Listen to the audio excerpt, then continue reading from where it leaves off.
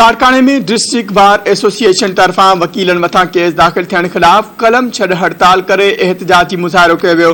वकीलन ॿुधायो त मकानी चूंडुनि दौरान कंगा थाणे जे पुलिस मौजिब मोहम्मद याकूब, मंसूर डहाणी ऐं संदसि वालिद अली असर ते दहशतगर्दी एक्ट तहत 2 धारदार केस दाख़िल कया विया। हुननि इल्ज़ाम मढ़ींदे चयो त गुज़िरियल ॾींहुं नए देरे में SHO शाहिद मेमण संदन वकील अहमद भुट्टो खे गरा नतीजा भोगण जूं धमकियूं ॾिनियूं, जंहिंजी मुज़म्मत कनि था।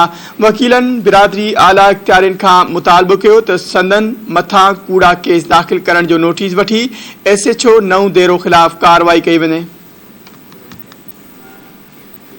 मीरपुर खास में शहरीन पारां वापदा जी मुबैना ज़्यादतियुनि खिलाफ़ हथनि में बिजली जा बिल खणी फाटक अॻियां धरणो हंयो वियो।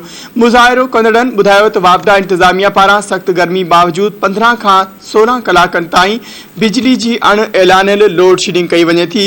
हुननि ॿुधायो त बिजली बंदि हुअण सबबि नूरियाबाद ऐं अली टालपुर टाउन समेत भर पासे जे इलाइक़ा रहवासी सख़्त गर्मी जे अज़ाब में ज़िंदगी गुज़ारे रहिया आहिनि। शहरीन जो चवणु हो त इलाइक़े जो ट्रांसफार्मर 15 ॾींहंनि खां ख़राब पियल आहे, जंहिंजी मुरम्मत लाइ वापदा इंतज़ामिया रिश्वत तलब करे रही आहे। हुननि वापदा इंतज़ामिया जी आला इख्तियारियुनि ऐं ॿियनि खां मुतालबो कयो त बिजली जी लोड शेडिंग जो नोटिस वठी रहवासियुनि खे सुख जो साह खणणु ॾिनो वञे।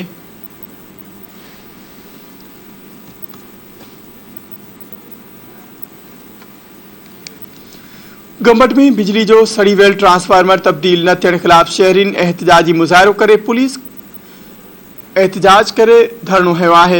मुज़ाहिरीन ॿुधायो त हू गुज़िरियल 4 ॾींहंनि खां ट्रांसफार्मर सड़ी वियो आहे, जंहिं सबबि पीअण जे पाणी समेत मुख़्तलिफ़ परेशानियुनि जो शिकार थी विया आहिनि।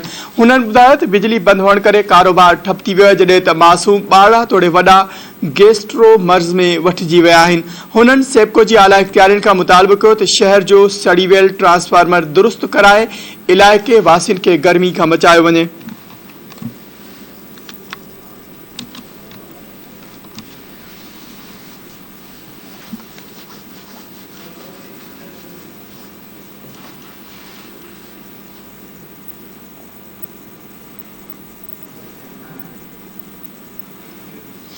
किपरो में 1 महीनो अॻु हैदराबाद में पुरस्कार तौर गुम थियल नौजवान जी बाज़ियाबी लाइ वारसन ऐं शहरीन पारां 10 किलोमीटर पैदल रैली कढी वई। वारसन ॿुधायो त महीनो गुज़री वियो आहे, पर संदन नौजवान दोस्त अली भट्टी जो को बि पतो न पियो आहे, जंहिं सबबि ॻणती वधी वई आहे। हुननि चयो त मुखवी जे गुम थियण बैदि घर में लाॻीतो रोज़ राड़ो मतल आहे, जॾहिं त संदन ज़िंदगी जो कार वहिंवार बि मुअतल थी वियो आहे। वारसन IG सिंध ऐं ॿियनि आला इख्तियारियुनि खां मुतालबो कयो त वाक़िए जो नोटिस वठी लापता नींगर खे बाज़ियाब कराए मायूसी ख़त्म कई वञे।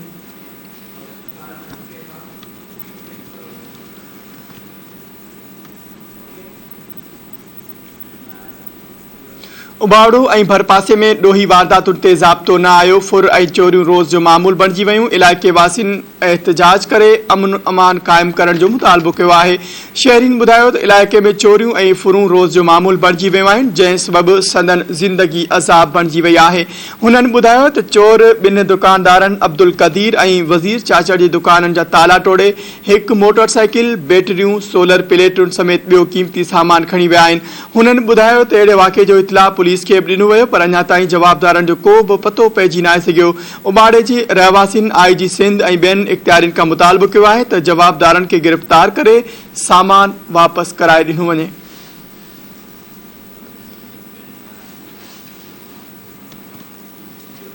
खरड़ी मोहब्बत में टाउन ऑफिसर जी मुबैना ज़्यादतियुनि खिलाफ़ सफ़ाई कंदड़ अमले पारां एहतजाज करे 3 महीननि जी पघार ॾियण जो मुतालबो कयो आहे।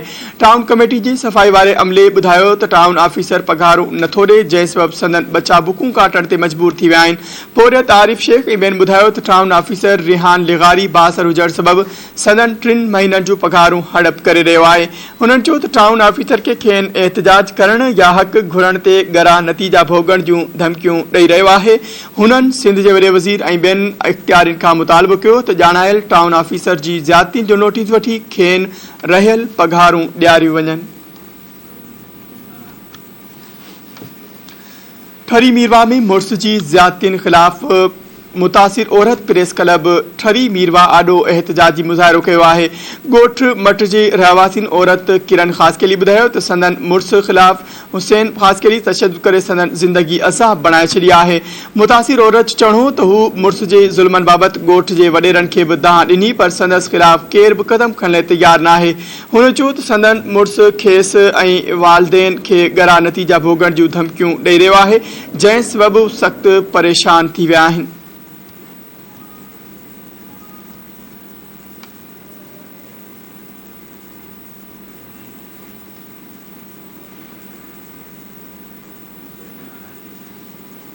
गढ़ी असन में अणॼातल माण्हुनि मच्छी जे तलाउ में ज़हर उछलाए छॾियो, जंहिं सबबि लखें रुपयनि जूं मच्छियूं मरी वयूं आहिनि। मुतासिर शख़्स मंसूर सरकी ॿुधायो त अणॼातल माण्हुनि संदन मच्छी जे तलाउ में ज़हरीली दवा उछलाई, जंहिं सबबि लखें रुपयनि जूं मच्छियूं मरी वयूं आहिनि।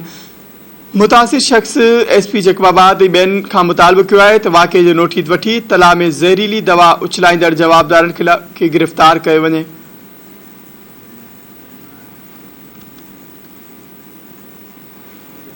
सुल्तानकोट भरिसां चोर बिजली जे ट्रांसफार्मर मां कॉइल कढी विया। वाक़े ख़िलाफ़ ॻोठाणनि पारां एहतजाजी मुज़ाहिरो कयो वियो।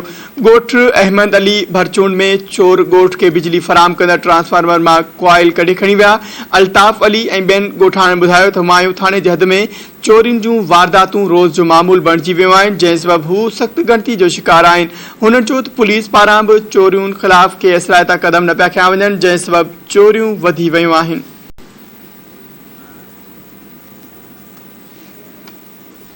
ख़बर शामिल कंदासीं इस्लामकोट खां। इस्लामकोट भरिसां 14 वरह जी नारी मुबैना तौर खूह में टपो ॾेई पंहिंजी ज़िंदगी जो अंत आणे छॾियो।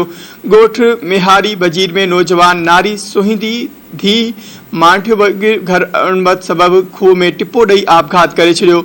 इतला मिलण ते पुलिस वाक़े वारे हंधि पहुची नारी जो लाश खूह मां कढाए पोस्टमार्टम बैदि इस्पताल मुंतक़िल करे छॾियो। पुलिस ॿुधायो त नारी जे आपघात जो कारण मालूम न थी सघियो आहे, जंहिं बाबति वधीक जांच कई पई वञे।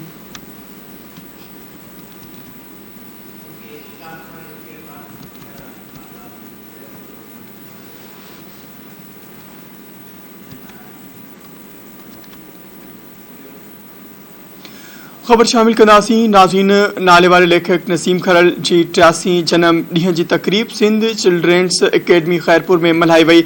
नसीम खरल यादगार कमेटी ख़ैरपुर पारां पोपट पब्लिशिंग हाउस ऐं सिंधी अदबी संगत शाख ख़ैरपुर जे सहकार सां नसीम खरल जे जनम ॾींहं जी तक़रीब मल्हाई वई। तक़रीब खे ख़िताब कंदे नईम खरल चयो त नसीम खरल संदसि लाइ वॾे भाउ न पर पीउ जी हैसियत रखंदो हो। हुन चयो त नसीम खरल सिंध मुस्लिम कॉलेज में पढ़ंदे हू कॉलेज मैगज़ीन जी सिंधी मैगज़ीन सेक्शन जो एडिटर हो। हुन चयो त नसीम खरल 39 वरह जे मुख़्तसर ॼमार में संदसि कहाणियूं सिंधी अदब में सुठो दर्जो रखनि थियूं। नसीम खरल जी कहाणियुनि ते PhD कंदड़ डॉक्टर इब्राहिम खरल चयो त नसीम खरल कलम ज़रिए सनती समाज जे मौज़ूअनि ते हिकु ई वक़्तु वॾी गिरफ़्त रखे थो। साफ़ी ख़ान मोहम्मद ख़ान चयो त हुन नसीम खरल जी कहाणियुनि जा किरदार जीअरा ऐं जाॻंदा ॾिठा। लेखक ज़मीर लाशारी चयो त हू ॿोली जे हुस्न जो मोहास कहाणीकार हो। जंहिं ख़ामोश चयो त मंज़ूर ख़ामोश चयो त नसीम खरल किरदारनि जी नफ़्सियात जो ऊनू मुशाहिदो रखंदड़ कहाणीकार हो। तक़रीब में सॻा अॻवान प्रोफेसर ग़ुलाम कादिर फुलपोटो, यासीन जुणेजो, गुलाब सूमरो, शोएब चना, आबिद सूमरो समेत इल्मो अदब सहाफ़त फ़न ऐं सक़ाफ़त जे शोबनि सां लाॻापियल महिमाननि वॾे अंग में शिरकत कई।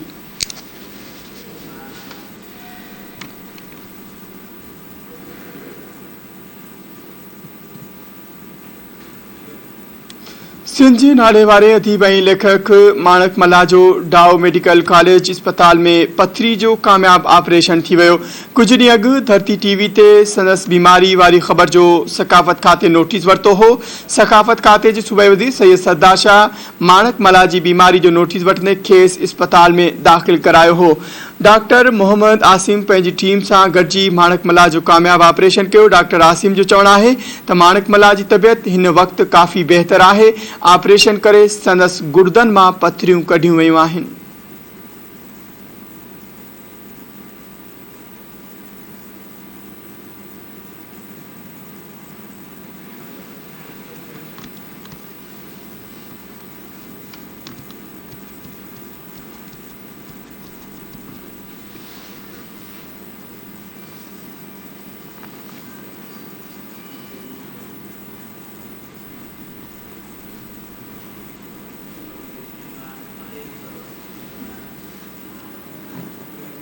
मथे जी वेझो मरखियाणी बिरादरी जी ॿिनि धुरियुनि में झेड़े दौरान लठियूं ऐं कुहाड़ियूं लॻण सबबि 4 ॼणा सख़्त ज़ख़्मी थी पिया। ॾखण थाणे जद ॻोठ पोतो मरखियाणी में झेड़े दौरान ज़ख़्मी थियल में नियाज़ अली, गुल हसन, मोहम्मद सफ़र ऐं मोहम्मद हसन मरखियाणी शामिल आहिनि। ज़ख़्मीन इल्ज़ाम मढ़ींदे चयो त नज़ीर मरखियाणी जे पुट संदन ॾींगर सां मुबैना ज़्यादती कई, जंहिं बैदि साॻी धुर जे माण्हुनि मथन हमलो करे ज़ख़्मी करे छॾियो।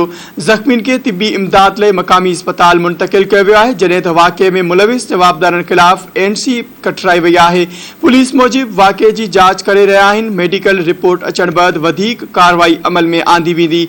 हुननि IG सिंध ऐं ॿियनि आला इख़्तियारियुनि खां मुतालबो कयो त वाक़े जो नोटिस वठी मुलविस जवाबदारनि खे सख़्त सज़ा ॾिनी वञे।